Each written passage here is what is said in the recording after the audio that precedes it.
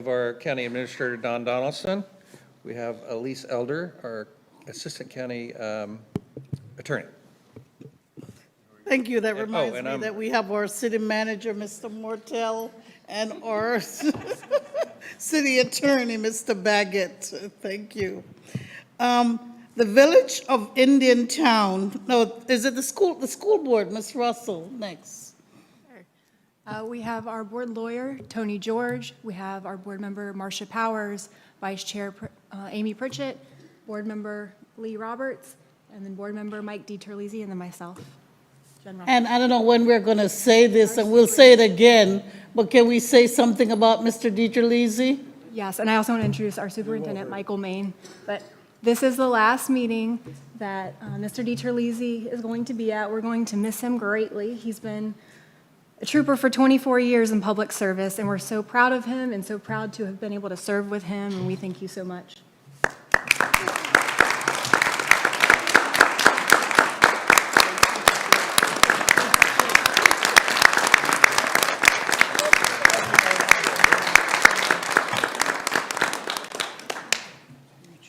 As I said last night, I didn't accept the results of the election. Although I didn't run either. Thank you for your service. Thank you all. Thank you. From the Village of Indian Town, Mr. Diapolo, Mr. Carmine? Yes, with us today, we have Village Manager Taryn Krista, Council Member Phyllis Water Brown, I'm sorry, Vice Mayor Perez, and Council Member Susan Gibbs Thomas, and myself, Carmine DiPaolo. Thank you so much. Our next item on the agenda is to have public comment. I have Sharon McGinnis, who has a public comment. Yes. Please go to the microphone up front towards the south side of the room, or southeast, I don't know. And Ms. Clark, are we having a 3-minute time limit? Yes, thank you. Clerk, thank you. I just want to take a few moments to say thank you for hearing my comment. And the comment that I have is a very simple one. It's addressed to the city of Stuart in Martin County. You know, Martin County has a premier recycling and trash program with Waste Management. And I've seen the Stuart trucks. They limp along, spewing all this dirt. And I just thought, would it be easy to say that you could go through a collaborative effort, since so many of our streets are interconnected, you stop Waste Management, you start Stuart, to look at retiring those old trucks and just saying to Waste Management, have at it and just collect, because Stuart has incorporated farther into Port Salerno and areas in my area, and it would be nice to just see the nice, clean Waste Management trucks collecting all the trash and being efficient and getting rid of those trucks. I assume they need a lot of maintenance because they look awfully old to me. And that's my only comment, is to try to work together to collect the trash with a much more efficient operation. Thank you. Thank you, Ms. McGuire. I have no other white cards from anyone, from any members of the public at this time. Thank you. Our first agenda item is to have the County Public Works Project, Mr. Keith Bader and Mr. John Mayle, to present to us with regard to Martin County. Hi, good morning, everyone. I'm Keith Baker, the Capital Projects Administrator for Martin County. We're going to go through our neighborhood restoration project updates. These are done in 3 phases in coordination with our utility department. Typically, the resurfacing phase happens first, and then utilities will come in and install water or sewer or both, and then we will mill and resurface the neighborhood. So going over the drainage improvements first, Beau Rivage drainage improvements is complete. Coral Gardens is at approximately 85%. Port Salerno Peninsula is currently, it says out to bid, it's about to be out to bid this week. Rocky Point, the design is at 60%, the utility plans are at 50%. Port Salerno New Monrovia project will be out to bid this late fall, early winter. Dixie Park, the design will begin in winter of this year. And City of Stewart Riverside Park, our construction is 10% complete. That's a joint project between Martin County and the City of Stewart. And Old Palm City North, the drainage study is at 50% complete. That's a resiliency project where we will be elevating the roadways in that neighborhood. And then this is for the phase, it'd be like, call it phase 2, the resurfacing. Gomez neighborhood resurfacing has been completed. Golden Gate is approximately 50% complete. Leilani Heights and it says scheduled for early 2025, and immediately thereafter, we will be resurfacing the Hobe Hills neighborhood. This is our roadway and sidewalk construction projects. Dixie Highway resurfacing from Monterey to 5th has been completed. Cove Road resurfacing, which added shoulders to Cove Road, has been completed. Salerno Road sidewalk is done. 714, which was from Fox Brown Road to 710, is finished. Indian Street is underway. It says approximately 30%. Jensen Beach Boulevard is being resurfaced currently. I expect it won't be completed this week. Hopefully, it'll be finished next week. MacArthur Boulevard says 50% complete. That's another resiliency project where we're elevating the roadway. Fox Brown Road resurfacing, the design's at 90%. Dixie Highway Multimodal, also designed at 90%. And then the Sun Trail, the survey is just underway. That's a cool project. The Sun Trail, it'll provide a multi-use path connecting Jonathan Dickinson State Park to Sea Branch State Park. Current bridge projects, Dixie Highway East Fork Creek Bridge is 50% complete with the construction. Hobe Sound Basquiat Bridge, this is a scour protection project that will be lining the channel. The design is 30% complete, and then the replacement of the Island Way West Bridge, the design will start winter 25. County Line Road on the bottom, Loxahatchee River Bridge, is expected to bid early 25. This will be a full closure, and there'll be a detour via Country Club Road.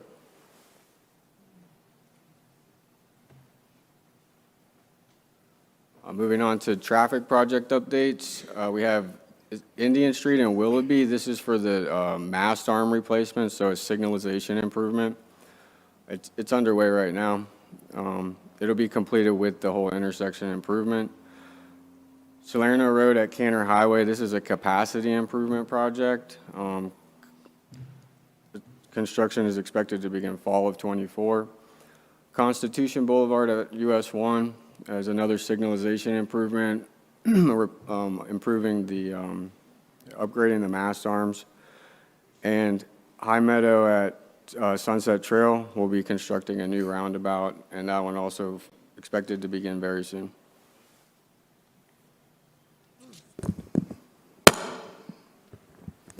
Good morning. My name is John Mayle. I'm the Environmental Resource Administrator for Martin County.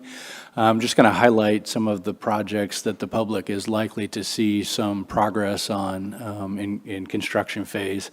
You can see, the rest of those on the slide that are in some level of design, permitting, or we're always seeking funding. East Fork Creek Phase 2, I'll point out because that's going to construction next month, and so we're likely to see some truck traffic leaving that project site onto US 1 just north of Sea Branch Boulevard.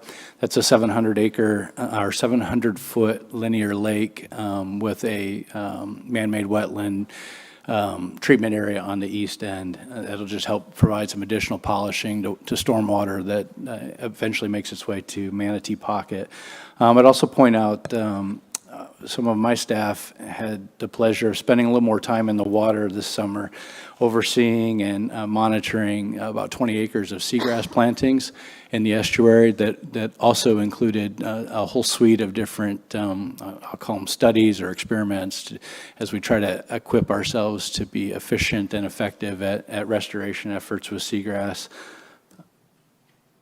You may have also noticed a large derrick and barges out in the inlet. This has been part of a inlet maintenance dredging project that we do in partnership with the Corps of Engineers. That project was scheduled to remove about 300,000 cubic yards.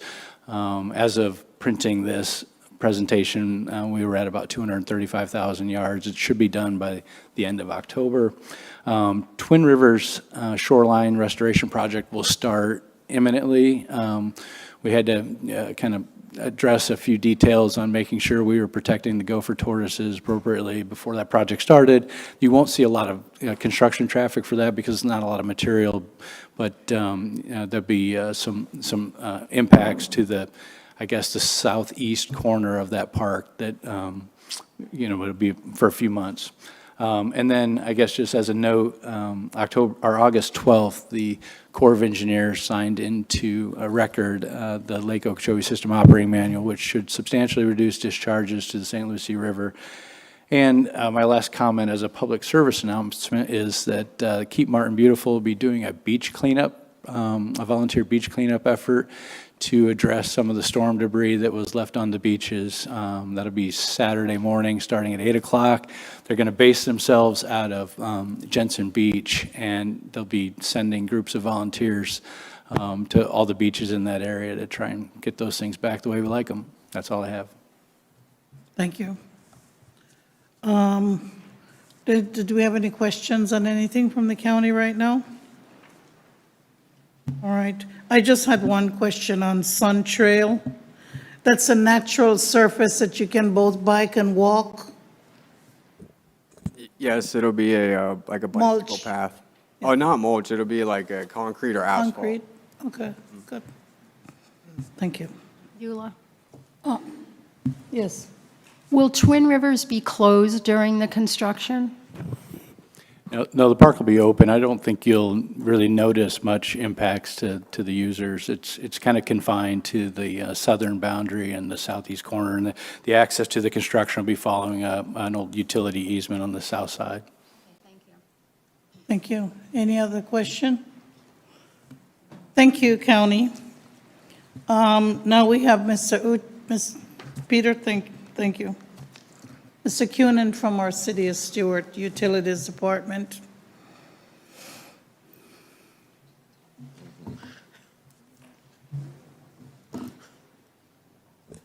Good morning, everyone. Morning. Good seeing all of you, and definitely glad to be here with you this morning.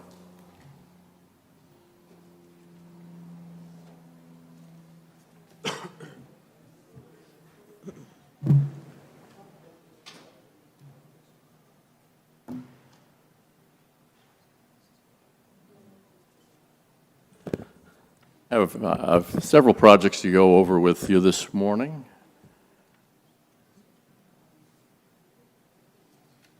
I have the wrong glasses with me, so please, please forgive me. There we go. All right. So starting with our roadway projects, we have a continuation of our milling and resurfacing projects throughout the city. Pavement maintenance project. This one is in our Zone 2, and it involves pavement restoration, milling and resurfacing, some point repairs, and the project is currently in design, and we're looking at the anticipated start of the construction of the project early next year. It says January of 2025. Most likely, it will be in March or April of 2025. And typically, these projects last, it's about a 4-week duration. They're pretty quick projects. On to a couple stormwater projects that the city has going on. The first one is at Southwest Dyer Drive. And the project, it's the drainage improvements, which would include exfiltration drainage, stormwater improvements for water quality purposes. And the connection of this Dyer Drive project is at Southwest Palm City Road. The project is scheduled to start construction in January of 2025, and the anticipated completion of construction will be around the end of April of 2025. The second project is the Southeast Lanita Street Stormwater Improvement Project, and that too involves drainage inlets, exfiltration trench for water quality purposes, and a baffle box. This particular water discharges into the Poppleton Creek, and it's also connected to the Southeast Tressler Drive drainage system that's already there. The project is also anticipated to be under construction early next year, probably around February of next year as well, February, March, and to be completed in early summer, June of 2025.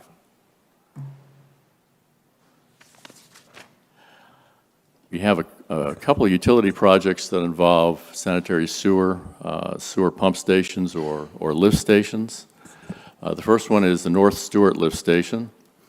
That is a rehabilitation of an existing sewer pump station that would involve just recoating the wet well, replacement of existing piping, including the installation of a standby pump for emergency purposes.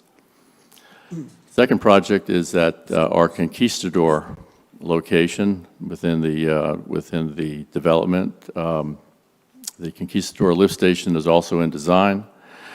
Same thing, it's a rehabilitation project involving recoating the wet well, replacement of piping, pumps, electrical panels, and that too will have a bypass pump sited for emergency purposes. Both projects are currently in design, and we're looking to have those projects out for bids for construction by the end of this year. Anticipated construction start is actually going to be around March, April of next year, and the duration of the two projects will be for approximately 1 year.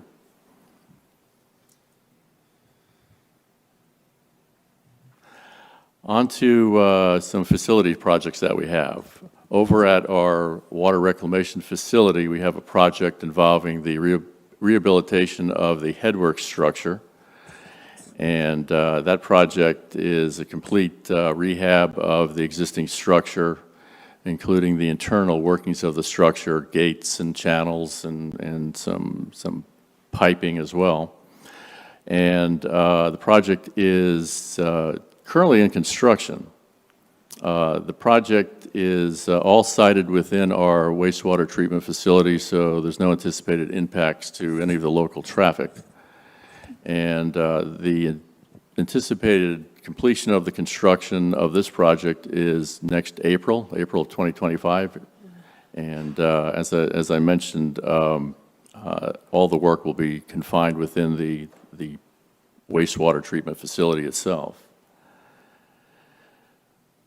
And then finally, on our water facilities projects, we are very pleased to announce that our RO, reverse osmosis water treatment project, is completed. That project involved the construction of a new reverse osmosis water treatment facility over at our existing water treatment site. It also had the construction of the reverse osmosis concentrate pipeline project that piped the concentrate over to our water reclamation facility, and also modifications to the deep well at our wastewater treatment facility to receive the concentrate. A very big project for the city of Stuart, and we're very pleased that it is completed. And with that, I'm open for any questions that any of you may have for me this morning. Commissioner Smith. Thank you. It's just a curiosity question. So I think our last joint meeting, I commented on what a beautiful job they did on Wright Boulevard when they resurfaced it. I mean, it really was like a fantastic resurfacing job. Yes, sir. A couple weeks ago, they came back and put that yellow, god-awful sealer stuff on top of it. And then it rained and washed most of it back into the drainage system, and all the new striping kind of was yellow, amber. Do you have to do that? Well, as far as the seal coat on new asphalt, it's something that the city of Stewart has done because it does make the new pavement or any type of pavement last longer, protecting it from UV rays, but. Yeah, I've heard that before. I just wonder if the environmental side of it and the mess it makes to everybody's car and that beautiful new asphalt and striping, I just wonder if it's really worth it. I mean, we don't do it, the county doesn't do it, state doesn't do it. Well, I will look into it. I wasn't aware that of the situation. Is it still a mess out there? Oh, no, it all washed off. It's all washed off? Yeah, Okay. no, looks kind of good again. Okay. And some of the interior streets downtown Stewart that got resurfaced got it too. That's correct, yes. I just wonder, that's all. Thank you. You're welcome. I'd save you some money. Well, it would, and to be honest with you, I haven't seen that type of sealer application used in other municipalities that I've worked for over the years, so we'll definitely take a look into it. Thank you. Thank you. Any other questions for Mr. Oh, School Board Member My same Powers. question I ask every meeting, are there any updates on improvements to Palm City Road? Well, the update I have for you, it's still in the design phase. We had several months ago a meeting on site with FDOT, who have the design plans that they have reviewed, and they came back with some comments, markups, if you will, on the design plans, which are back at the consultant reviewing the comments to address. Thank you. You're welcome. Thank you. Anybody have anything? Always remember, just put your thing up, then I'll notice. It seems like thank you is in order. Thank you. Thank you very much, everyone. Thank you. All right, the Village of Indian Town Capital Improvement Project update, Mr. Patrick Nolan.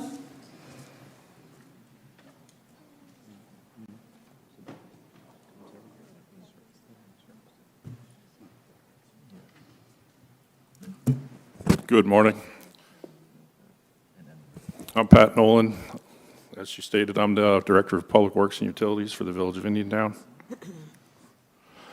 On the public works projects that we've got going on, the first one is our uptown roadway and drainage repair. That is in design. We're about 60% on design phase for that project. That is all grant funded. We've got the Seminole Drive and Magnolia Generator project. We actually did put that out to bid, but we had some problems with our funding, so we're trying to negotiate with the contractor and figure out what we can do to reduce the cost of that project and get it finished. The Southwest Lincoln Street Roadway and Drainage Project, that is also a grant-funded project. We're working with the FDOT to get our specs correct so that we can put that out to bid. On our water projects, we've got two water plant projects actually that we're working on. One is a brand new water plant. We've been seeking funding for that. We just actually got notification that we received a little over $10 million towards that project. So that'll allow us to drill a test well so then we can go into design for the actual plant, which we are planning on building an RO plant. The other part of that is a deep injection well. We are still looking for funding to be able to pull that part of the project off, but that is a $16 to $18 million lift. So we're hoping that we get funding for that project. Railroad Avenue Water Main. This one I have talked about since I've been coming to these joint meetings. This is a 100-year-old 8-inch water main that we need to replace. It is designed, but we don't have funding for it. So we are seeking funding from whatever source that we can get it from. We've got our 12-inch water main looping project. What that is a project to loop our 12-inch water main from Farm Road over to 710 and then down so that we can reinforce our system. We have awarded the contract and gave the contractor notice to proceed, so we should be starting soon. 151st and Osceola Street Water Main Project. That is a project where we're planning on moving and removing a 2-inch galvanized water main from the back of the homes and put it out on the street on Osceola. We have worked with Representative Mast's office to secure funding for that project. Special projects. I've got this one under land clearing, which is for the wastewater plant. We have completed the land clearing, and we are on the verge of beginning construction on that property for our lift station. We also have 2 other lift station projects that we are going out to bid very shortly, and these wastewater projects are being funded by appropriations that we received from the governor's office for a total of $38 million. On the automatic meter reading project, that is a project, again, we used some of the funding from that same $38 million to install a new water meter reading system throughout the village. We went from reading the meters physically to an AMR system, which is automatic meter reading. We installed antennas on one of the properties was a county-owned property, so we were able to share that tower with the county, which enabled us to improve our system. Any questions or comments? Mr. Commissioner Smith? I'm sorry. I had the privilege about a month ago or so. I was invited by Kevin Powers to take a tour of Indiantown and see what's going on. I would encourage all of you to get his phone number and call him and take a tour. It is absolutely amazing what's going on out there. You guys have done a remarkable job thus far, and it's exciting to see happen. It's fantastic to see all the transformation. Great stuff, really cool. It is exciting to see, and if anybody would like to see any of our infrastructure, I'm more than happy to give you a tour at any time so that you can see what we're dealing with. Part of what we don't put in the presentation is how bad the infrastructure is in the village of Indiantown. That's why we're doing so much work, which means we need to find funding. This little village has an interesting tax base, which makes it difficult to raise the money within the village, because we are a small village, and we're talking about probably $100 million in need, or more than that. So that's why with every slide that we put up, it's grant funding. But we're actually at a point now where we need to find money for our share of the grant funding. So it's a challenge, but as Mr. Smith said, it is very exciting. Can you also give us just a little update on Cedron? Where are you with them? Sure. I think Dina will be talking about Cedron on the development process, but Cedron Industries is a biosolids company that takes biosolids, treats that in a simple form. They're going to take the biosolids, which every wastewater treatment plant in the entire state, entire country has. They're going to take that waste and turn it into ammonia, clean water, and then a byproduct that they're going to turn into pellets. They haven't exactly figured out whether they're going to, whatever they do is going to be better than what we're doing now. Because presently, most of the waste products from the wastewater plants in Florida are land spread or put in a landfill. There are 2 of the worst options possible to do, when you take care of your sludge. But unfortunately, that's the way it's been my whole career and longer than that. I've been doing this for 25 plus years. We've been sending sludge to landfills all over the country for the last 25 plus years, or land spreading it. And what's happening is a lot of the sludge that gets land spread, whatever constituents are in there, it pollutes the environment. And in some cases, it causes cancer. So the advent of Cedron coming to the village is not only big for the village, not only big for the county, but it's going to be huge for the state of Florida and eventually the country, because it's going to change the way that we get rid of our biosolids. And it's going to make it much more safer than the way we were doing it now. Thank you. Mr. Nolan, can I ask you a question? Just a general thing with regard to if there was any excessive flooding or any big issues, impact from the recent storm. Actually, we were very lucky. We didn't have a lot of rain. We did have flooding in the uptown neighborhood. When I first got to the village, we were just embarking on a drainage project in Booker Park. And That is working. Uptown drainage is part of my presentation. That's in design. That's a bigger area than the Booker Park area, and it actually has quite a bit of drainage issues. We're trying to do what we can in-house, because if you look at the history of the village, there wasn't really much work done on public works since we became a village.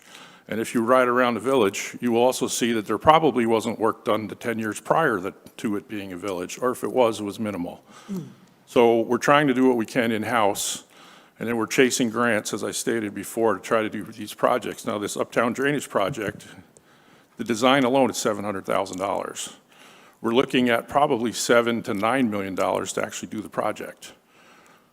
Once we get the design done, we'll be able to go and try to seek funding to do the project. And we did design it so that we could do it in sections, so that if we can't get the whole $9 million, we can break this design up and do a section at a time to achieve our goal, which will take longer, but, you know, the end goal will be met. It just take a little longer to do it.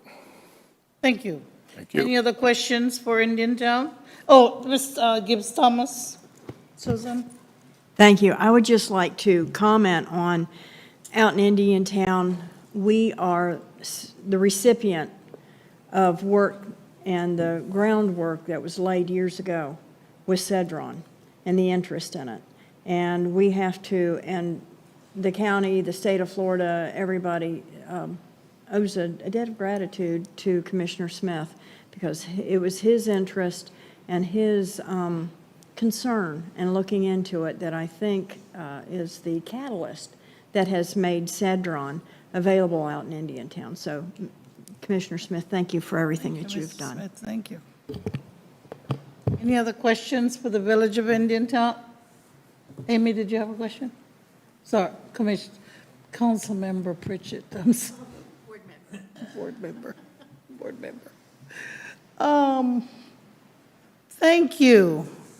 Now we're going to turn to the development departments of the Martin County Board of County Commissioners, City of Stewart, and the Village of Indiantown. So, Ms. Lovelady. Good morning, everyone. Samantha Lovelady with the Martin County Growth Management Department. And I have Jody here from the City of Stewart. Good morning. My name is Jody Kugler. I'm with the City of Stewart Development Director. Waiting in the wings is Dina Freeman, but she'll be up. She'll be up separately. So we have the county population projections, the estimate for 2023 for a total of 160. Ms. Lovelady, we're not hearing you at all. Okay, can you hear me now? Yes, ma'am. Okay. So the population for Martin County, the estimate for 2023 is 162,847. Of that, 133,487 is unincorporated. The Village of Indiantown is estimated at 6,664, with the City of Stewart at 19,264. And I just want to remind everybody that there is a link in this report that may or may not work here. Yeah, there we go. And this takes you to the interactive development map. Just wanted to remind everybody that that is out there. And that includes the projects for the city and the village and all the other municipalities.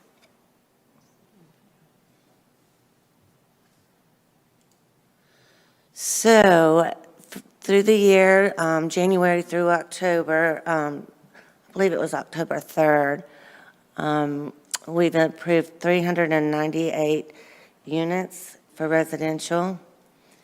And for non-residential, there's been 532 square feet of non-residential projects approved. We have approximately 16 residential projects in review and 31 projects that are non-residential in review. So with that, I'll hand it over to Jody. Thank you. Are there any questions? Any questions for Ms. Lovelady with regard to county development numbers? Thank you, Ms. Lovelady. City of Stewart, Jody Kugler. Good morning again. The City of Stewart does not have any updates since the last time we met. We are currently under a zoning in progress. We are actually going to we scheduled our first workshop meeting, which is going to be next Thursday at City Hall, and it's from 1 to approximately 5 o'clock. So anybody's welcome to attend, but this is the first workshop for our zoning in progress. Thank you. Ms. Freeman.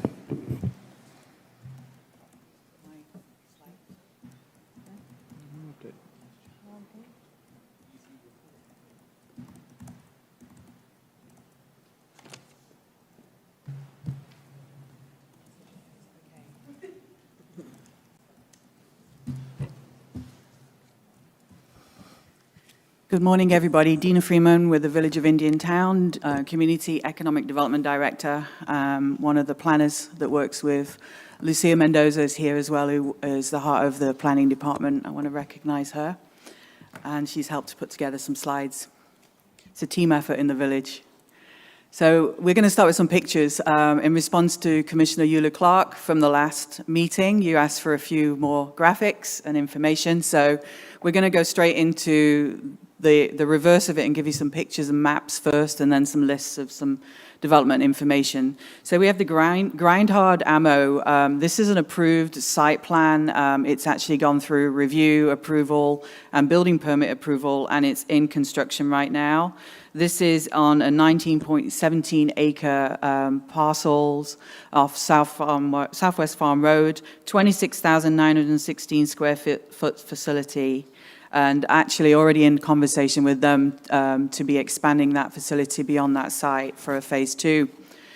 We have a picture there of it under construction. They're moving at a rapid rate and basically outgrowing their demand within that facility, which is why they're looking at expanding to an adjacent site.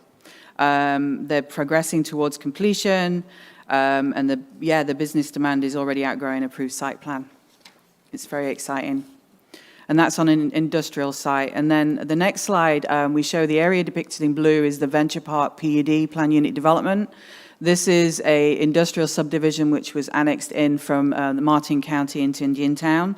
It's on 138 acres. It's light industrial, and it has multiple lots that are actually, the next slide shows, majority of which have been approved for site plan or under construction.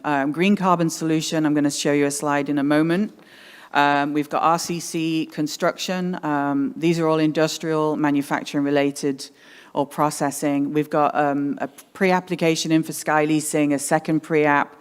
That's to do with the storage of vehicles, and US Advanced Transportation is a similar project. That's waiting, pending for submittal, but we've been in quite a few meetings with them ahead of them preparing for submission.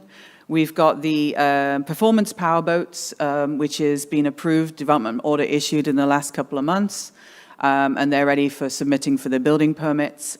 East Coast Metals, we're going to see some pictures of that in a moment, but that's another quite extensive metal manufacturing business that's relocated into Indian Town. And then Kendall Industrial with the ornate concrete manufacturing has got that. They are in the building permit process. And then RCC Construction has recently amended their site plan to remove parcel 9. They determined that they didn't need it and they could accommodate the development and meet the thresholds within the other lots. And so that has actually become available recently. And we've got an exciting project that may be coming there that we're really anticipating is a game changer, another game changer for Indian Town.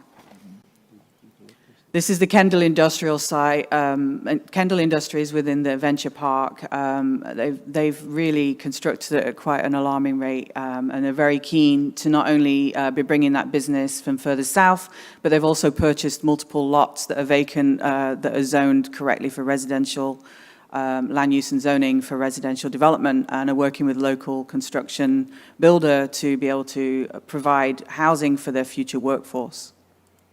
This is the East Coast Metals approved site plan, just to give you some overall site plan scale of the operation. And this is the one in Venture Park, and this is under construction. And again, being constructed, it feels like it's overnight. Venture Park has changed so much that we're incredibly proud, like proud parents of that industrial development. Green Carbon Solutions is an incredibly exciting project. It was one of the first project site plans to be approved in the village of Indiantown. Taryn and Lucy and myself and the team we've actually been invited to go and have attended a tour of the facility. It's due to open the first phase, and it's basically going to be opening under operation in November, December for the first phase, and we're meeting with them on the second phase. Yeah, Gina, that company, Green Carbon, takes currently eucalyptus trees and processes them and turns it into a high-end charcoal.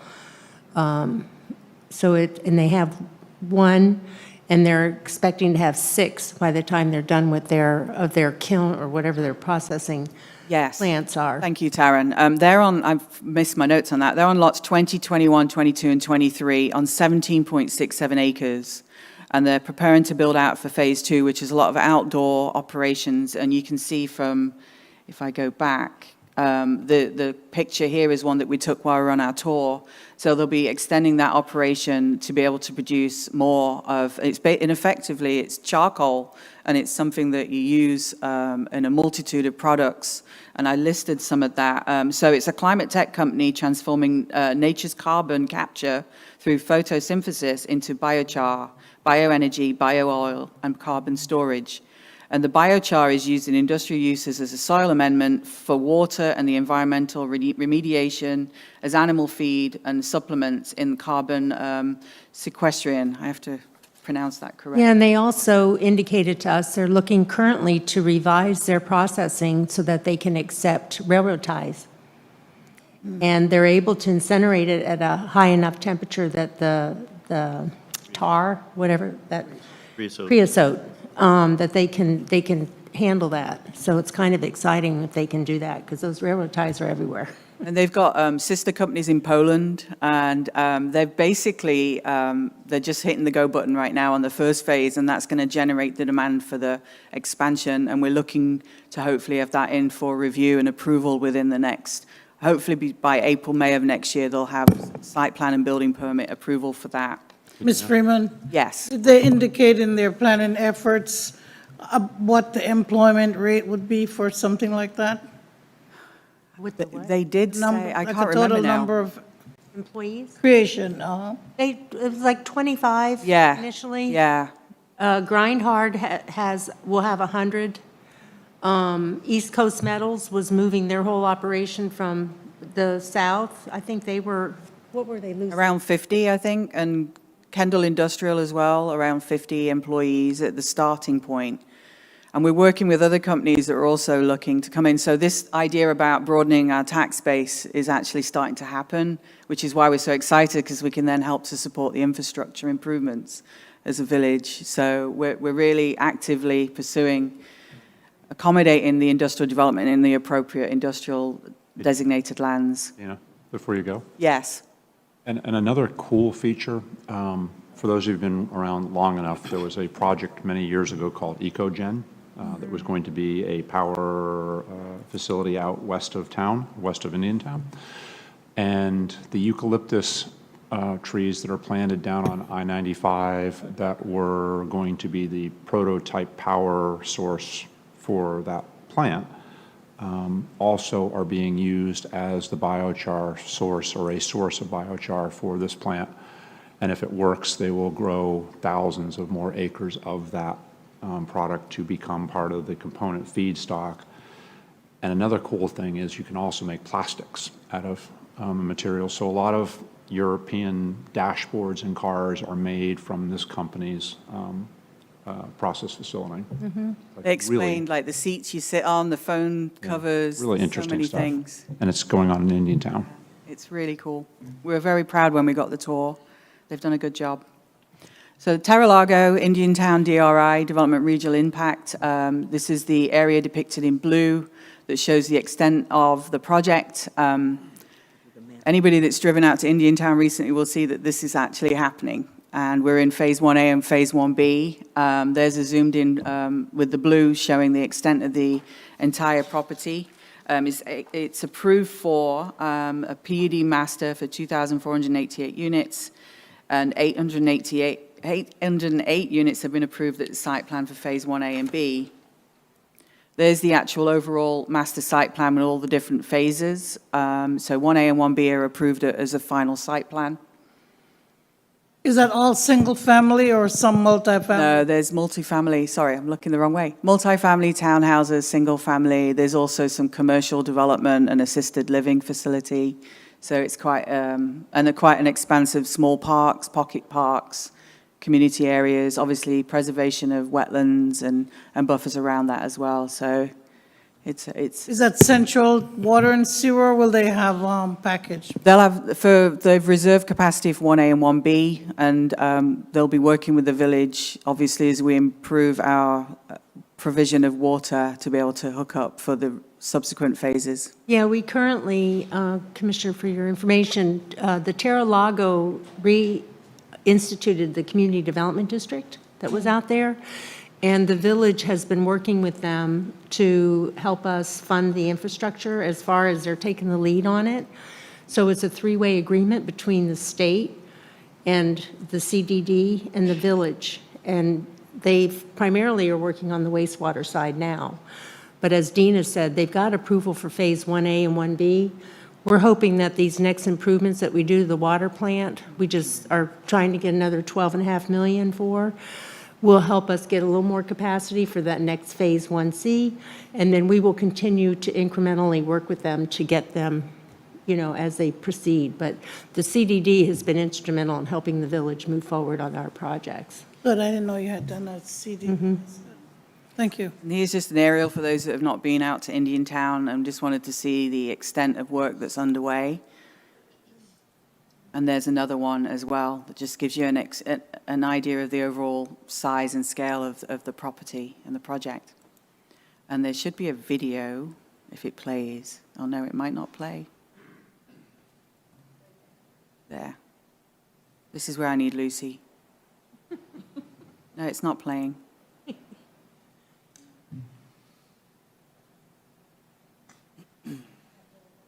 Lucy. I don't know how to do that one. It's not doing it. I'm sorry, guys. That would have been fun. For the next one, we'll show you that. Lucy, if you want to come over, I'll keep talking while you rescue me. So this is just some of the other development activity that's underway in the village of Indian Town. The Dollar Tree has been approved recently, is just submitted for building permits. River Oak is in for plat approval, and it's had a recent revision to modify a few of the lots. Let me see if we can get this video. It's that important. Is it that one? Wait, Okay, do you want to do that really quick? Go for it. We're providing the entertainment for today.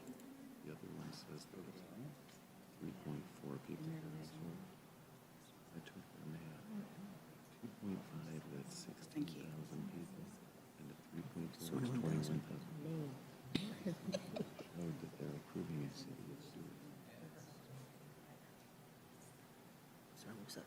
There we go. Here we go, just a quick video that shows you the extent of the development, and it's quite helpful. I can't do anything without Lucy. She's wonderful. And so it shows you the town square, the townhomes, all of the wetlands, the community center, single family. There's multiple pocket parks, 7 throughout the community. And it just gives you the overall scale and layout of the project. Thanks to Terra Lago, we didn't do this. And if I can add, all that water that you see, all those wonderful lakes, they said that people, it's open to the public and we'd be able to fish them. Wow. That's my presentation. Yes. What's important. Right, shut it down. Okay. So that was Terra Lago and the Phase 1A and 1B. Multitude of projects that we've been approving or are under review. Indian Town Go-Kart, it's kind of stuck in review at the moment. We're encouraging them to resubmit because that's a valuable piece of industrial site. And if not resubmit, let somebody else have a go and get some more industrial development on there. We've also got TA Estates, that's an improvement for manufacturing. Dean Marcellus is an extension, an addition to Storaway, and I talked about River Oak. This is a summary of the total number of residential units that are approved, including the master plan for the Terra-Lago, with a total of residential of 3,516 approved, and in review, 215. And this is the River Oak project that I was just speaking about. This is single-family homes. I just remember the number. I think it's 131, yeah. It was reduced in number. So 55.9 acre site, 131 unit, single-family subdivision. They've been in for some minor revisions to reconfigure some of the lots to work with some of the residential builders, and they're also in for plat, and hopefully we should be having that all approved before the end of the year, with the plat going to Village Council hopefully in December. So there's the River Oak subdivision. This is the non-residential summary of development that's been approved or is in review, so the total being 403,720 and growing.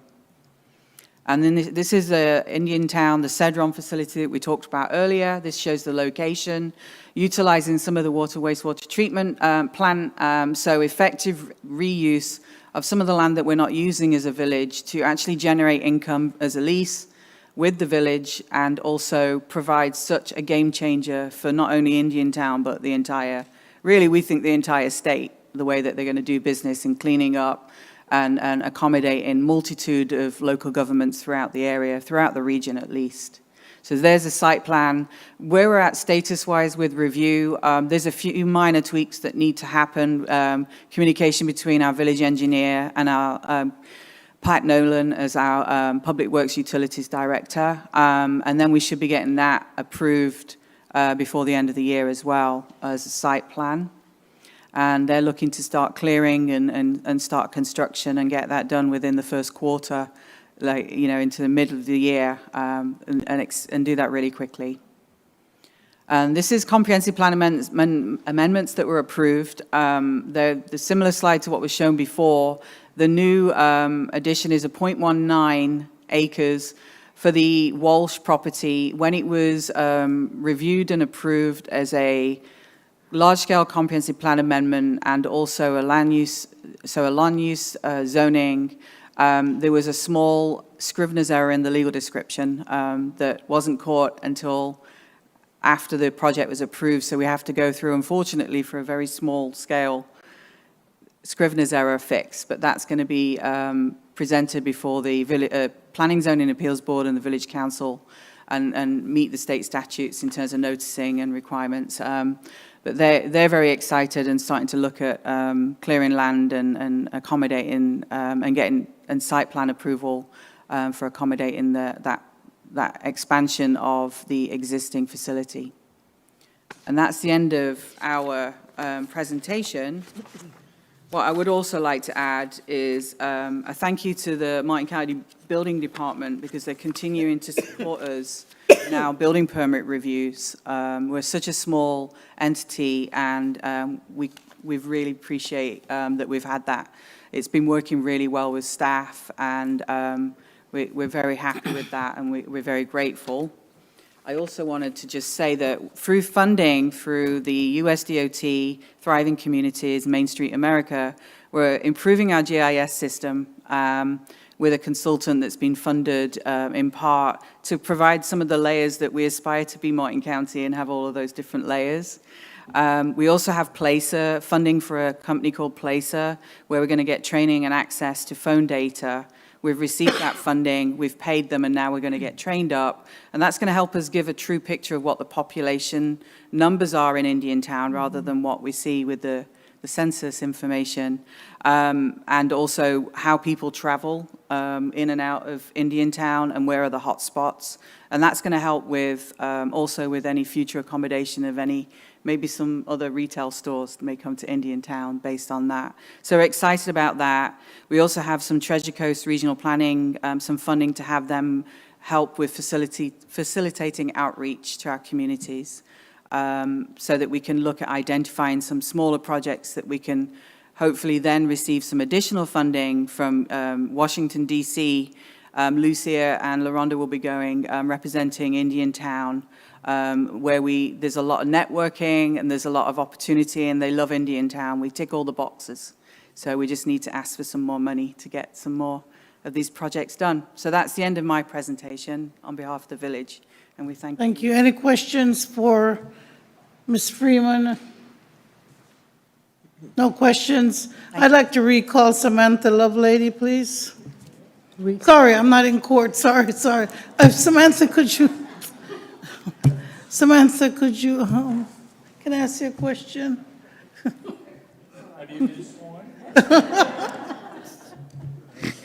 Oh, God.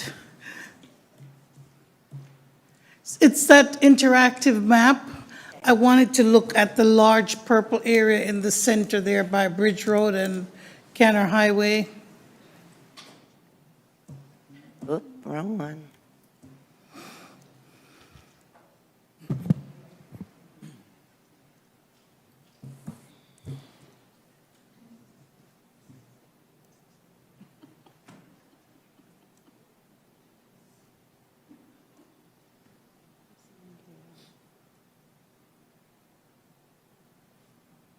Okay. Yeah, just tell us what's going on in that area. If you have just the general information, or we can get it the next time. Yes. Are you talking this area? Yes. Okay, we have several comp plan amendments in this area. This one's been approved, this one's under review. This is the water side, this is under review. These have been approved. And is there anything in particular? No, is that where that story and all that? This is Story. Just tell us a little bit, just a sum. Okay, this is a proposal for 4,000 residential units, 825,000 square feet of non-residential uses. Excuse me. With a density of approximately 1.47 units per acre on 2,716 acres.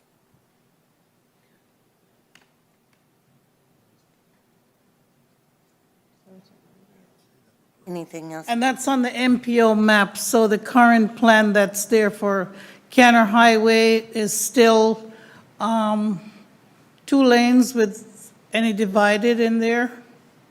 Down this roadway? Yes.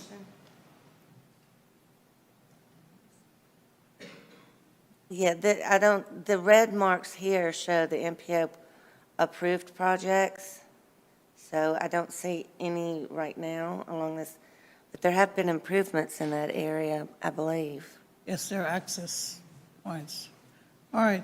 I just wanted to look at it. It's a large area in there. And Bridge Road is still 2 Not all lanes. the same project. Yes. So they're just kind of grouped in the same area. So it looks like, Sam, it would be helpful if you pointed to what's what, because it's kind of very generic. So what's that? this is the ranch. Okay, and that is one of the rural lifestyle projects that's a golf course. And that is a golf course. And north of that North of this is what? is Three Lakes Golf Club. So you can see what's highlighted both on Right? each side of And then Story is what? and this is Story. Okay. That's all of this. It's not approved yet. That one's under review. Thanks. Because it's a little misleading when you look at all the purple, it looks like it's all perhaps Story or something. Yes. and it's No, not. this is Story. This is the golf course. This is a golf course. Thank you, Commissioner Smith, and thank you, Ms. Lovelady. Thank you so much. And just, this is always available for everybody's use. I didn't want to remind you. Just click onto it and get the information. Thank you. Thank you so much. Thank you, city, county, and Indiantown Development staff. Our school district. Question is this the Mr. Maine? And Ms. Tracy Miller, Dr. Miller. Madam Chair, good morning. Thank you. On behalf of the school district, Tracy Miller, Deputy Superintendent, and joined by Mark Sechrist, the Director of Facilities. And we have some great information to share with you and some thanks to send your way as well. So good morning, everyone. Mark Sechrist, Director of Facilities. I have an update for Murray Middle School. I want to provide you, because it's not on one of our slides, since everything just occurred in the last 5 days. So Thursday, all day, staff reviewed Murray Middle School, did an assessment. From Friday to Sunday evening, we worked with a disaster restoration company to basically restore Murray Middle School so that we could open it back up on Monday morning. So if you were a student Monday morning and came to Murray Middle, you would not be able to see exactly what happened during the storm event. Everything was cleaned, and then by Monday afternoon, all the fencing was already, well, it's temporary fencing because we still had a lot of damage to the fencing, but it was put back up in place so the site was secured. So, and we also, so that students and staff couldn't access the 2 buildings that took excessive damage, they were fenced off. So you really couldn't, as a parent or a student, see those buildings as you were walking through the campus Monday morning. But our main goal was to open the school Monday morning. We were able to do that, and the site was cleaned of debris. The buildings were cleaned thoroughly. The 2 buildings that were damaged, the debris was removed from those buildings. Currently, that company is assessing all the contents, and we are actually working with our insurance company to get an evaluation from them so that we know what the next steps will be for the 2 buildings that took excessive damage. We are also going to be contacting DOE and working with them based on the knowledge we get from the insurance company and based on what DOE will tell us our next steps could be.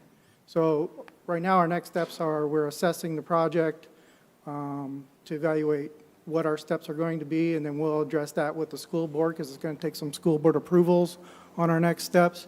But currently, the campus is active. The students lost 3 classrooms. They were relocated on campus. We had space available, and we also had existing portables that were available that weren't damaged. So right now, the campus is functioning just as is before the storm, and the principal's been working with us daily, and staff's been working with the site. So, but we did bring in a major restoration company to get to that level in a matter of from Friday to Sunday. So that's the update on Murray Middle School. Thank you for your heroic efforts. I was down there and saw the damages, and I'm sure the students are comforted coming back in to at least know that they're going to have a safe school. Well, and just so the general public knows, Building 9, we'd had minor damage to it, but we did put a temporary roof on that structure so that that structure could be used moving forward. What the next steps are on that building, I'm not sure yet until we get through the insurance company and DOE. But the major damage was done on buildings 10 and 18. Thank you. And for anyone who's been in the Salerno area and are familiar with it, if you've been through there in the last few days, you've seen the devastation and the destruction. We're really grateful to all the partners we have at the Emergency Operations Center, FPL, the Sheriff's Department. We really had a team effort coming together to help put our school back together. 97% of the students who attend Murray Middle attended on Monday. They were greeted with free breakfast, a big smile from the principal, and teachers who were in classrooms that they had prepared over the weekend for them. So it was business as usual. The school day after, we were able to open after this storm and the destruction that happened in Salerno. So we're very grateful for the partnerships that we share with all of you and your teams, and just really appreciate being able to welcome our students back day one. Thank you, Dr. Miller. When I was down there, I also met, it was during the weekend actually, 2 members of the school board who were there interviewing and trying to find students and making sure that they were just reaching out in the community, and that was so commendable. Thank you. So as before in previous meetings, I'm going to give you an update on some of our capital projects. The ones that I'm presenting are actually the ones that are under current construction or are nearing completion. So we are currently trying to finish Phase 1 on Stewart Middle School. It's very close. As you can see on the lower right photograph, we increased the car loop and parking by more than half, or double, I should say. And then that whole area has been re-asphalted. You can see the new building 1 that's next to the 2-story classroom building. And then Phase 2, which is under construction now, is the cafeteria building. It is fully dried in right now, so probably in the next 3 to 4 weeks, they'll be doing finishes inside. They actually have the windows boarded up, and so that building has a full roof right now. But yeah, it's moving right along. So Phase 3, we're actually going to do a renovation to the gym and the buildings that connect, because the locker rooms actually connect to the gym. We're going to do some renovation work to that gym and upgrade the mechanical systems to that project. So that's going to be coming online. We're getting proposals now. Those will be brought to the board, and once the proposals are approved, then we'll move forward with that phase. We are actually, as part of the Phase 2, we are actually tying the gym chiller system into the chiller plant. So we'll no longer have an individual chiller. It'll be tied into the major chiller plant that we just designed in Phase 1. Some exciting news at South Fork. We just opened their brand-new gym. These are some pictures of the weight room and then the interior gym space.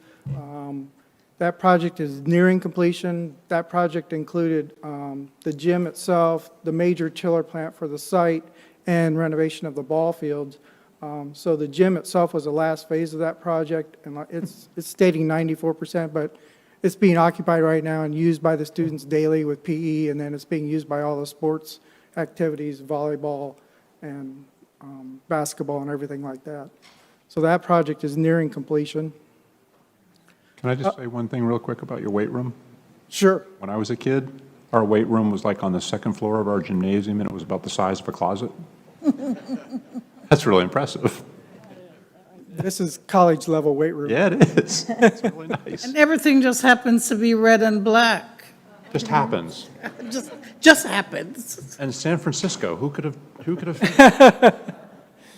It was great working with that vendor because they do a lot of universities and colleges and high schools, and they allow, since you purchase the equipment, they allow you to do your logos and your school colors, so it really coordinates with the space when you're trying to do that. And it works well with the actual gym colors.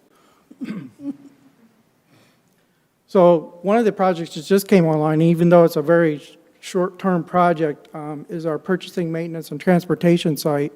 We are actually refencing the whole site.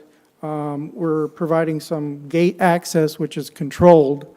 It's not a matter of just unlocking and going in. It's actually electrically controlled. So for the entrance into the bus lot and then the exiting, that's all controlled by access control. And then actually access control to the warehouse itself will be done electronically.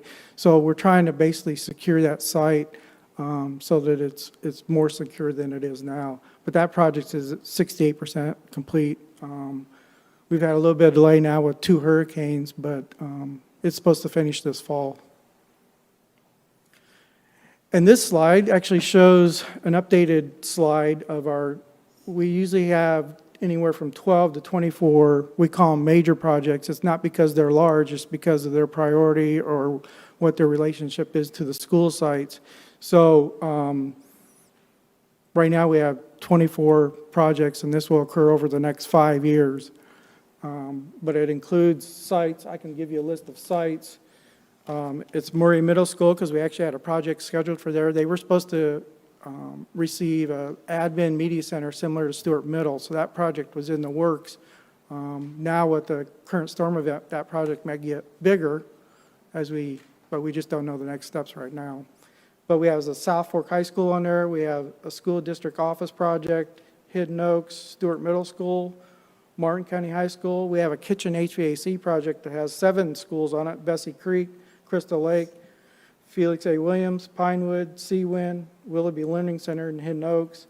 And then we have projects at Jensen Beach High School, Felix A. Williams, a separate project, Seawind, a separate project, Hidden Oaks, a security project, Anderson Middle. And then we're in the process of completing the purchasing and maintenance and transportation project. So that's going to be it for the capital projects. And then Tracy Miller's going to proceed with some student information. I'm sorry, real quick. On that list, did I see Warfield at the top there, out in Indiantown? Okay, what's that going to be? So Murray and Warfield originally were going to receive, well, they still are. It's still in the planning phases. It's a admin media center similar to Stewart Middle. So those two schools were going to have those projects. The only thing that's changed now is depending on where we end up with Murray Middle, it may get larger. Before I share some student number information, some enrollment information, I'd like to turn it over to our board chair, Jennifer Russell, to share a little bit of information about the upcoming millage reauthorization. Thank you, Dr. Miller. On November 5th, voters will be asked to renew the existing millage referendum. This allows for local control over our spending. There are 5 categories that this money is used for: school safety and security, mental health, recruiting and retaining teachers and support staff, professional development, and academic initiatives. There have been 3 changes made to the referendum language since the initial approval by voters in 2018. Up to was added to allow for less than full half mil to be collected based on needs identified each spring as the district's operating budget is approved. Support staff was added to the recruit and retain category to include valued employees who assist with providing quality educational experience to our students. Charter schools were also added to fully inform voters that funding generated is shared with Martin County charter schools as required by law. It is important to note that the positions funded by the millage help us to remain competitive with salaries of our neighboring districts. The millage also funds additional Martin County Sheriff's Office school resource officers and enhanced mental wellness programs to ensure a safe learning environment for all of our students. Millage funding is continuously monitored by an oversight committee comprised of Martin County citizens to ensure transparency and accountability. Martin County School District students receive 100% of the referendum money collected, which currently amounts to $900 per student. This makes such a difference in helping us to maintain the quality of our education and services offered to our students.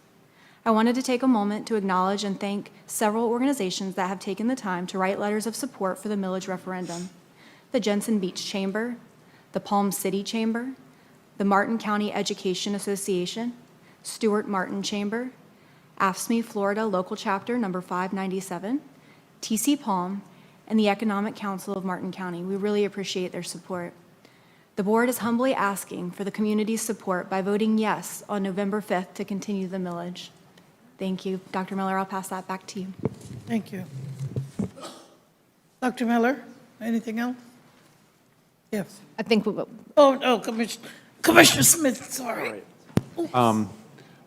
Madam Chair, so on the referendum, what else can happen? What else will happen? How much does it generate a year? And maybe a little bit of the success of the past referendums that we've had for the last couple of years. Well, we were finally able to get it on in 2018, and then it's also been approved in 2022, and what we're asking for right now is actually going to carry us from 26 to 30. And with our successes, we've been able to add more resource officers to our schools, which is very important. We've been able to increase our, just our mental health and wellness for our kids. We offer several things there with guidance counselors that we've added. Let's see, do you have anything you want to add? Or some of the things that you... Well, and I think also something I would highlight too on the resource officer issue, when that all kind of came about 7-8 years ago, I guess, post down south. There was a huge financial, on everybody, I think, burden that got instantly elevated to both sides of who was going to fund and how things were going to happen. And so maybe you can talk a little bit about how this helped fund that and deal with that, because at the first blush that we dealt with, it wasn't really quite clear how we were going to fund it all. Sure. So Since she was here prior, I'll let her give some of the history. So that was back, yes, it was the Marjorie Stoneman Douglas piece that happened, the tragedy that happened down there where the children were murdered. And there's 2 sides to that piece. One is the personnel piece to keep our children safe, and the other side of it was the capital piece. And I don't want to go without mentioning that approving that sales tax, additional sales tax piece was put us in a position as a school district where we could prioritize and get a lot of that safety hardening done right away and immediately without having to phase that piece in. And that sales tax, this board has voted, will sunset after the 7 years that we promised it would, and will sunset on December 31st of 2025, and that half cent will be no more. But the other side, the operational side, was to add additional security officers. Martin County Schools use sheriff's deputies for all of our school resource officers for all of our schools. And there was a struggle when that first was coming about as to how that was going to be funded, how that was going to, there were discussions that included the sheriff's office and what that whole program would look like. And so we were able to put a sheriff's deputy in each of the schools and be sure that we had that requirement there. But this additional millage put us in a position where we could add an additional sheriff's deputy to each of the high schools, so we could heighten the security at the high schools. And it also gave us some, so for our early learning centers, we were able to put some support in there also and have some sheriff's deputies there. So. And so this, if this passes, right, this will continue the funding strategy of what's in place today? Yes, that's the plan. So what happens is, and one of the reasons in 2022 that the language was changed, so 2 years ago the language was changed, and one of the pieces of language that was changed was the up to $500,000. And I don't know if you remember, but back in 2018 when we first had this approved, it was approved at an August ballot. And the timeline was really tight. We approved it in August, and we started collecting on that same year's tax bill in November. So the 28 tax bill had the additional millage on it, and it was a full $500,000 that we collected then.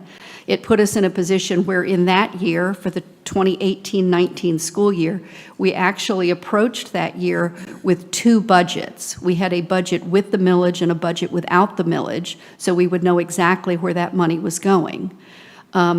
Since then, the legislature has changed the rule and said that you need to have this election during a general election. So when the voters generously approved a continuation of the millage in 2022, it was to collect in 22, 23, 24, and 25. The problem becomes if we do not approve it on this election, it means it has to be on the November election in 26, which puts us in a position where we cannot collect on the 26 tax bill, and we will be skipping a year.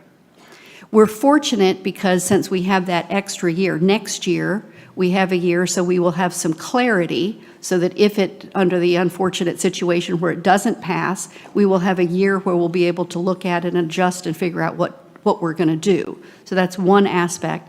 The other aspect is that by saying that we would be able to collect less than $500,000, by changing our language to up to, when we create our budget like we just did in the budget that we just passed for next year, we can actually look at what our expenses are, what things that we're doing, whether it's the mental health pieces, whether it's the stipends for the teachers, whatever those pieces look like, what our actual cost is for the additional sheriff's deputies, and be able to work that whole piece into the budget and collect less than we would, collect only what we need. So for this year example, instead of collecting the 0.5, we're collecting 0.425.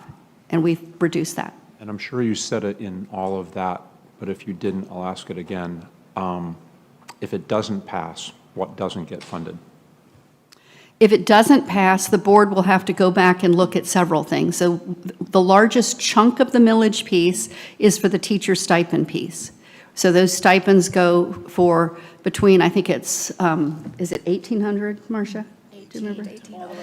18 to 10,000 and something. So what that does is, back when we first put this in, what we did was we did a salary study for our adjoining counties to figure out if you were a teacher who had 10 years of experience and you left us, how much you're making now, and then if you left us, how much you would be making somewhere else.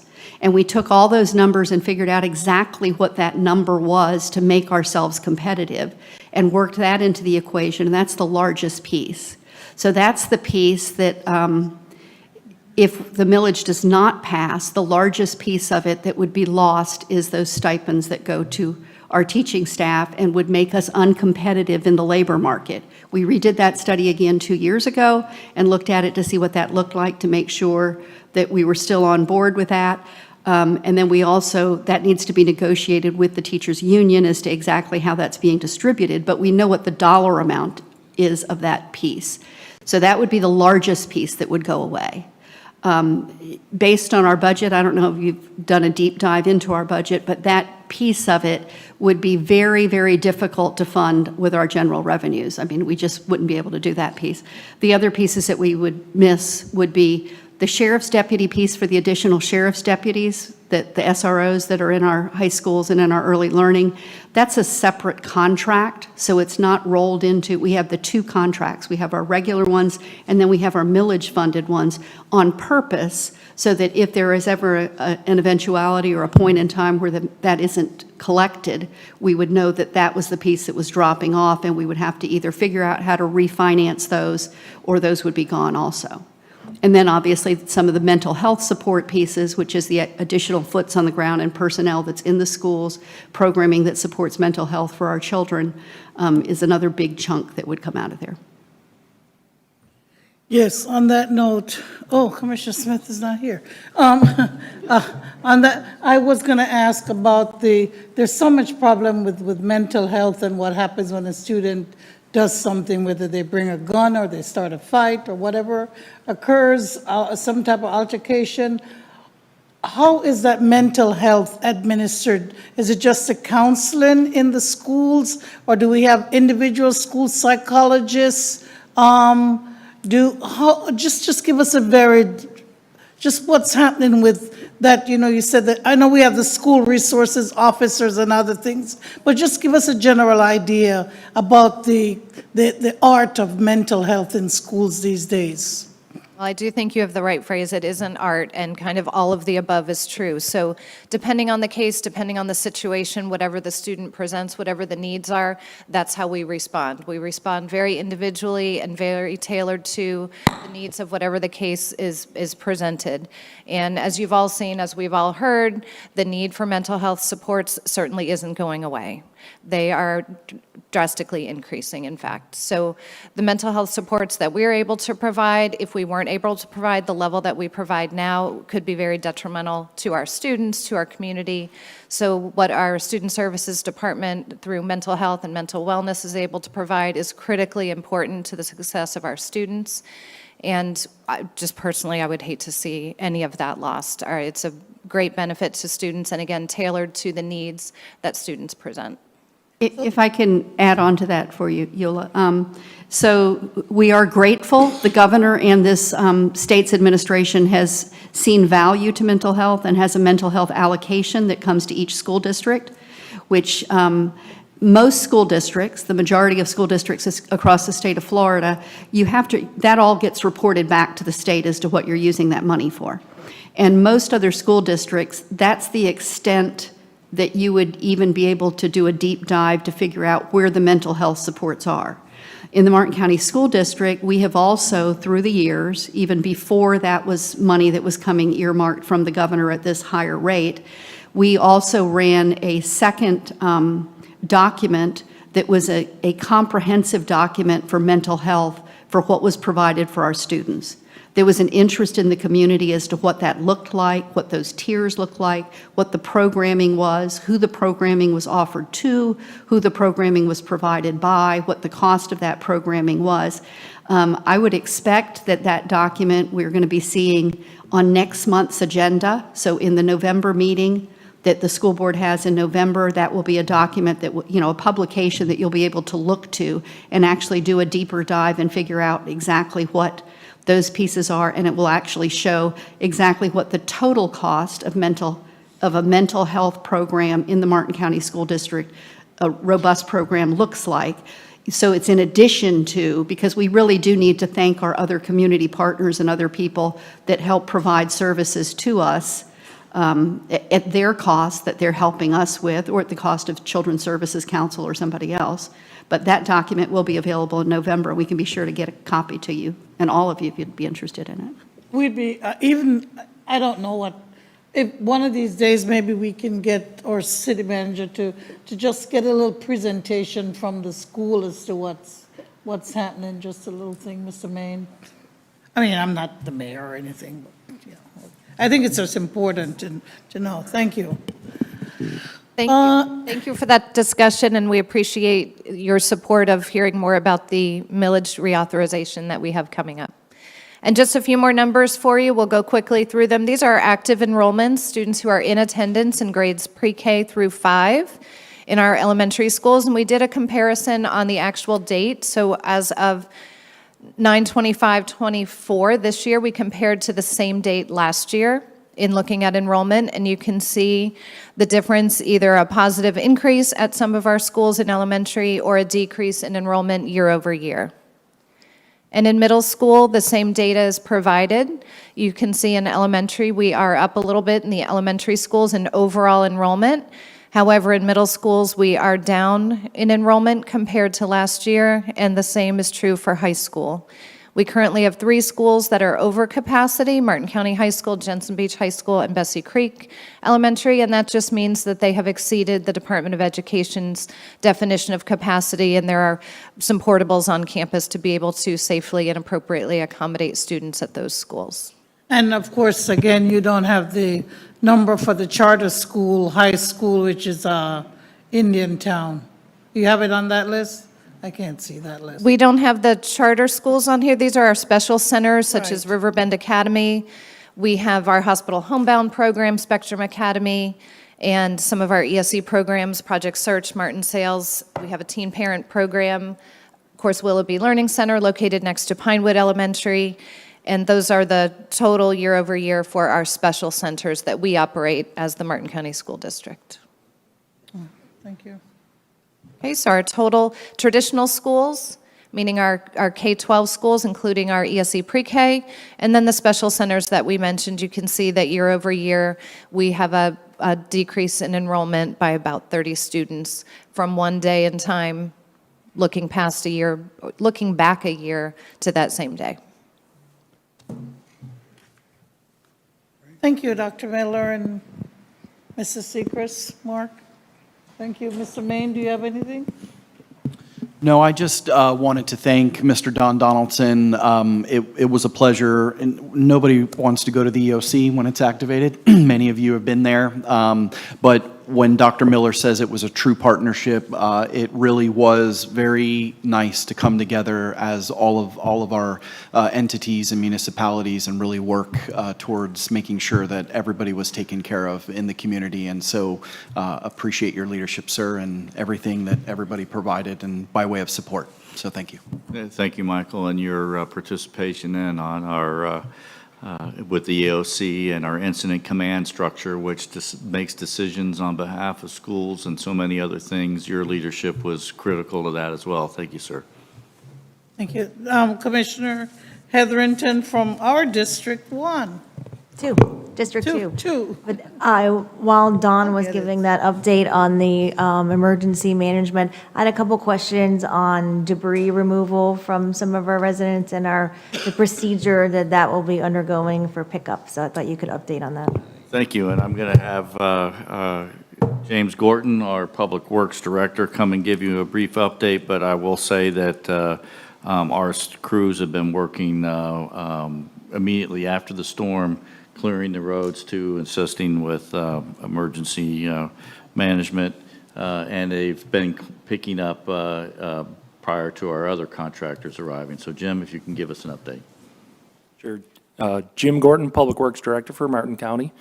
So our crews were out working Thursday, the day of the storm, started collecting debris that day. We self-performed the cut and toss, which is essentially you push the trees out of the road so that we have access for residents to get back to their homes and for emergency services to get through there. So that occurred on Thursday, and we started picking up debris then.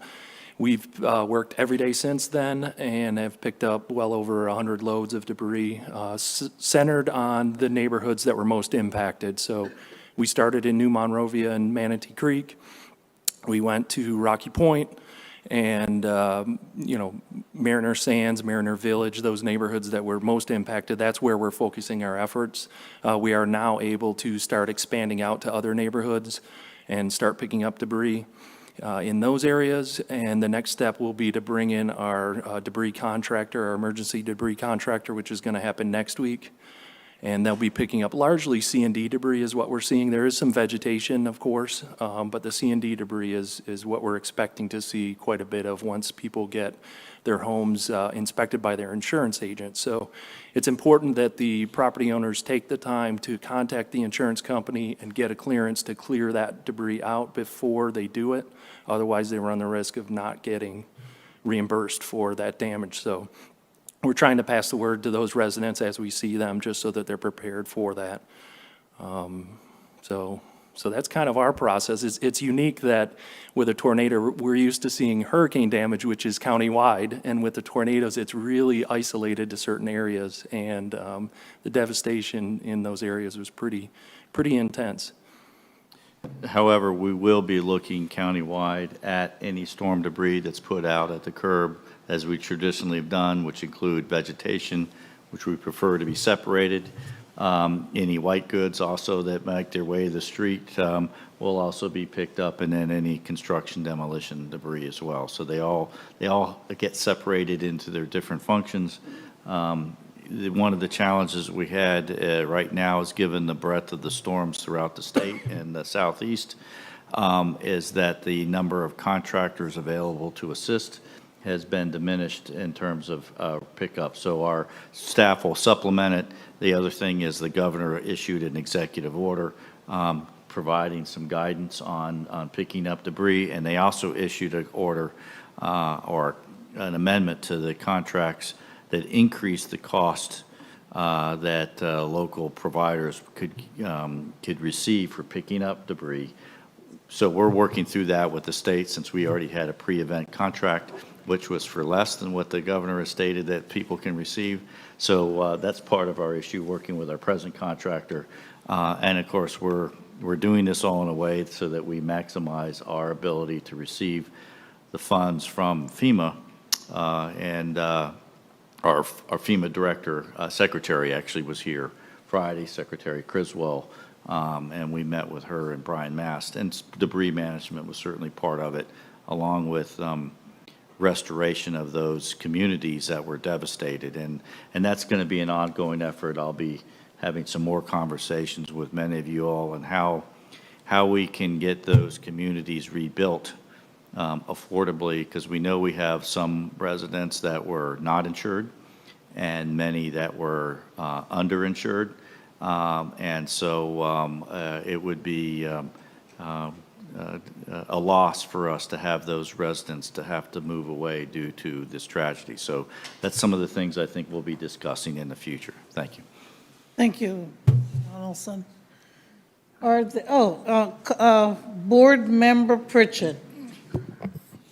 I just want to thank the county for helping us in Rocky Point and New Monrovia and Port Salerno. We didn't expect the trucks to be coming on Monday to pick up debris. There were just piles and piles and piles of it, and they're not there anymore, so we really appreciate it. Thank you. Thank you. Mr. Campy, Commissioner Campy. Thank you. Are we at the end of the meeting, or are you? We're almost there. I have final comments, so when you're ready, Madam Chair. You're up to it, and just to be prepared, I'm going to ask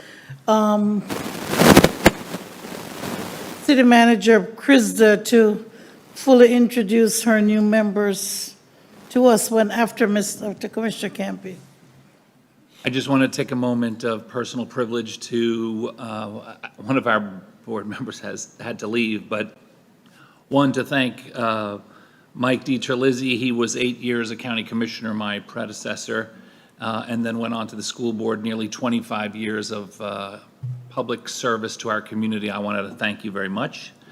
I also wanted to thank Commissioner Smith, who also nearly served a quarter century, majority of his adult life for our community. Now, I know whenever you're in politics, there are people who will like your decisions and won't. But Commissioner Smith had been a strong advocate for us in terms of water quality issues, coral reef issues. He was the president of the Florida Association of Counties, which gave us a lot of credibility here for a relatively small county. He's also been very involved in NACO at the federal level. He is sort of a policy wonk, if you will, and his experience and leadership and his, look, I get it, a lot of people liked them, a lot of people didn't, but for him to dedicate a tremendous portion of his adult life to our community, we are a better community for that. And my colleague, who has not been on the board as long as Commissioner Smith, but losing Commissioner Jenkins, who in his term has been a true statesman. From the day he sat up there, he has been a true statesman. He is serving for the right reasons. He always did. He was very fair and modest. He would hear people's opinions and would not be afraid to change his opinion if he was convinced that there was a better path. And for that, I thank you very much. And I have only gotten to know her for a short amount of time, but she will always be Indiantown's first mayor. Susan Gibbs Thomas, in her short political career, has made a tremendous impact and has been a steady, calming voice through the ups and downs of their administration. They finally locked in with Ms. Krista, but Susan Gibbs Thomas, thank you very much. Thank you. Thank you.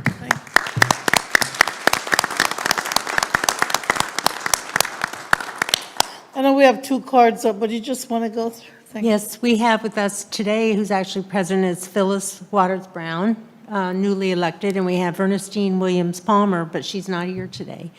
But Commissioner Campy stole a little bit of my thunder, because I wanted to recognize Susan Gibbs Thomas for her service to the village, and knowing that she was against incorporation, really against it. But then she said, if we're going to be incorporated, by golly, I'm going to be a part of it. And she was elected the first mayor. So that was significant for the village council. So I appreciate that. And as you saw, the village of Indiantown's on the verge. I think the next meeting that we have here, we're going to steal the show. Happily. Thank you. Congratulations. Mr. Campy? Oh, did you say something? Okay, all right, thank you. I thought you were saying something. Thank you. So, Board Member Powers. So I echo everything that has been said about School Board Member DiTerlizzi, Councilwoman Susan Gibbs Thomas, Commissioner Doug Smith, and Commissioner Harold Jenkins. And as I was sitting in this meeting thinking about what to say, and Commissioner Campy kind of did a really great overview, but the one thing that these 4 people have in common has been their staunch support for Western Martin County, pre-council and currently. So for that, I'm so thankful. It has been an honor and privilege to work alongside you all to do some really great things for Martin County in general, but specifically out in Western Martin County, supporting education and other initiatives that have been important to my hometown. So thank you all very much. It's been an honor. Thank you. And now, drum roll. Thank you very much.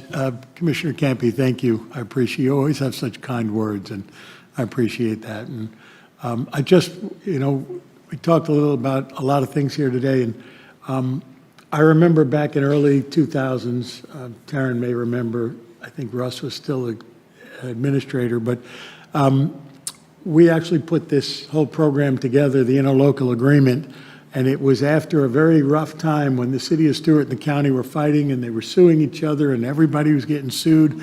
Annexations were flying left and right, and it was such a terrible time in Martin County. And Commissioner Smith, Weberman, and I got elected to the county commission at the same time. And I'm sorry Doug had to leave, because I'm going to miss Doug on the county commission. He was truly one of the hardest working county commissioners I've ever seen. He loves Martin County. He delves into absolutely everything with the same vigor that he would with something that was extremely important to him, and I really appreciate that. And Harold, we didn't work together, but thank you for your service also. I appreciate that. And Susan, thank you for your service. Indiantown, I used to be a property owner in Indiantown and business owner in Indiantown, and it always held a special place in my heart. And I always said, someday Indiantown's going to hit. It's going to happen. And unfortunately, I sold my business before that happened. But I'm thankful. And I said, finally, I was just mentioned over to Mike. I said, it's finally happening. And I really appreciate that. And thankful to you all for what you do and the city of Stewart. Thank you very much for 24 years of serving you all. I appreciate that honor. And serving with this board and our staff has just been tremendous also. And it's time for me to drive off into the sunset. Thank you very much. Thank you.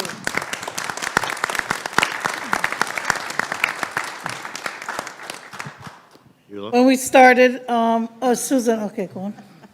Just very quickly, I would like to also thank everybody for their service. It's not always an easy thing to do. Also, thank you for the kind words.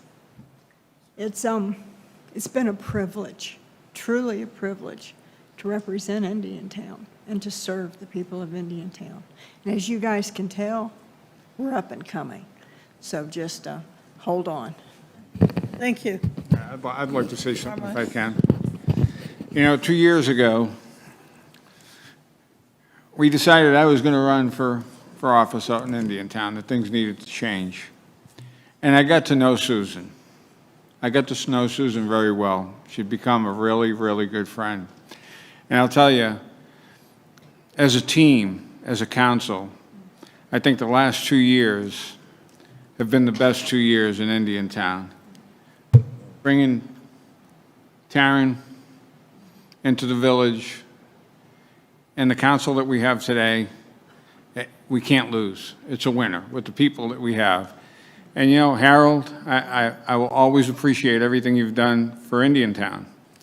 You know, I've only been there sitting in a seat for 2 years, but I've been in Indiantown for over 33 years. And I know a lot of faces around this table I've known for a long time. Michael, you know, I thank you for your service. I thank everybody for their service. You guys do a great job. The school board is, listen, Martin County, we've got the best of everything. We've got the best schools, and we can attribute that to the people that work there, to the teachers, to the staff, to the school board, the people that make the decisions. So I just want to say thank you, because I live in this community too. I'm not only a, well, I guess I'm the mayor now, but don't sound so happy. But I'm also a citizen, and as a citizen, I just want to say thank you to everybody, and to Susan. I'm going to miss her. I'll be around. You know? So that's steady hand, you know? But thank you. Thank you for your service, and we love you. Thank you. Anyone else? Anyone else from Indiantown? Anyone else? No, except I just want to clarify. So Councilwoman Gibbs Thomas is retiring. And so the next meeting that we have, they're going to have a conversation about how they're going to fill her seat. So we have 2 new council members, and we'll have another one at the next meeting. And then you have another new one, Ms. Palmer. Right. Mm-hmm. Okay. That's, So we'll have 3. We'll have 3 total. wonderful. Thank you. So when we started the meeting, I said that we had 2 new commissioners. Just to hear their voices, I'd like them to just say a few words, at least say their names, so we can make sure we have their... Commissioner Reed, I want to thank everybody that I've met throughout this process on every board, from the school board to the Board of County Commission. I've talked with some of the Indiantown members as well. I just want to say thank you. It was a long process that was started last year. Thank you. Hi, my name is Laura Joby. I'm also new to the commission in the city of Stewart. I haven't met everyone yet. I'm a new face in politics, but I look forward to meeting the rest of you and getting involved in all of that is important to the city of Stewart growing forward and being a member of the county also. Thank you. Thank you. Clerk, we have nothing else? No one has anything else? Commissioner Hurd, I haven't heard from you. At least say hello to us. You're almost there. Okay? Good. So we stand adjourned. Thank you.